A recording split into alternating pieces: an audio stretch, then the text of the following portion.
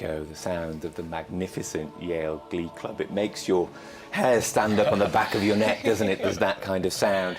Let's talk a little bit about the history of the club to begin with, and the connotations with glee choirs these days, not perhaps what you'd expect. Tell us more about kind of how this all started to begin with. Yeah, so we're the oldest musical organization at Yale, and the name Glee actually originated in the UK, where people would come together and sing glees, which were a type of song, a light, fun song. And so a lot of American choirs, especially at colleges, kind of emulated that name, Glee Choir, and used it for, the Glee Club. Nowadays, though, while we kind of keep that tradition of a choir singing songs, a lot of high schools and other have glee clubs, which are more, they sing, more modern day pop songs and stuff. Yeah. But yeah, the original tradition was choir. It was a choral tradition. A certain television show has kind of probably taken it into a different realm, hasn't it? A bit. In terms of, the standard is so high here. Getting into the choir, is it difficult? Yeah, well, every year we have auditions at the beginning of the year, and our conductor, you go in and sing with him, you sing some scales, sing a short solo, and there is a wide range of talent, so unfortunately we do have to be selective. But the cool thing is that if you don't get in one year, you're always allowed to re-audition, and you can re-audition or any of your 4 years. So that varies from some a cappella groups at Yale where you can audition, unless you're a senior. So it's good that you can always have the chance to join. There's another chance. If rejection comes your way in your first year, you can go back.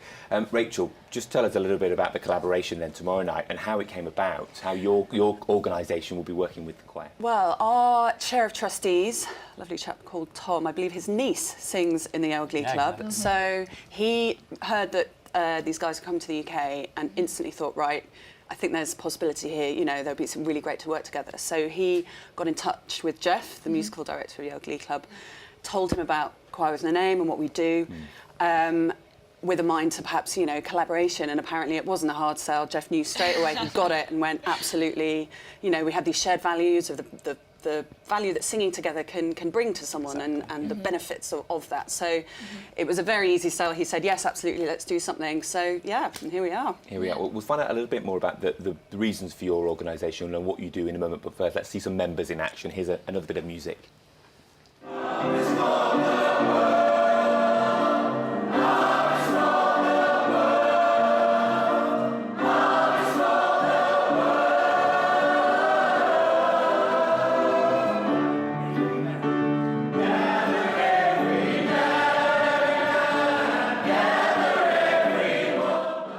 There's certainly a sense of joyfulness about this, isn't there? You can see how much people are getting from this.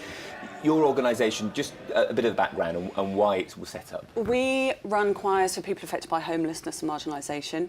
It was set up just over 10 years ago, almost 11 years ago, by our founder Marie, who at the time worked for a homeless charity in London, but also ran a choir, and she could see that there was huge benefit in bringing a choir to the homeless community, whereby people can sing away their troubles at the very least, but also can form friendships and a support network that is so often absent for people who are homeless, and learn new skills, grow in confidence, and then find themselves in a much better position to then take on the other challenges in their lives that might have caused them to become homeless in the first place. Yeah, I guess from a musical perspective, actually, can you relate to that in terms of actually the bringing together that being in a choir has and the sense of family that you get from it? Oh, yeah, definitely. I think we can both say that, we actually became such close friends while we were singing together, on tour for the Yale Glee Club. And it's just a massive, big happy family, and you really get close through the power of music.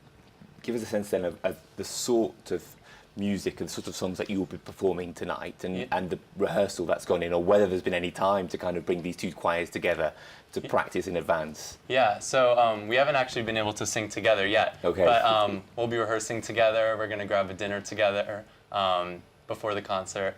And we've been rehearsing the pieces that we're going to sing together separately so far. And yeah, besides the song we're singing together, we also have their own pieces that we've been rehearsing.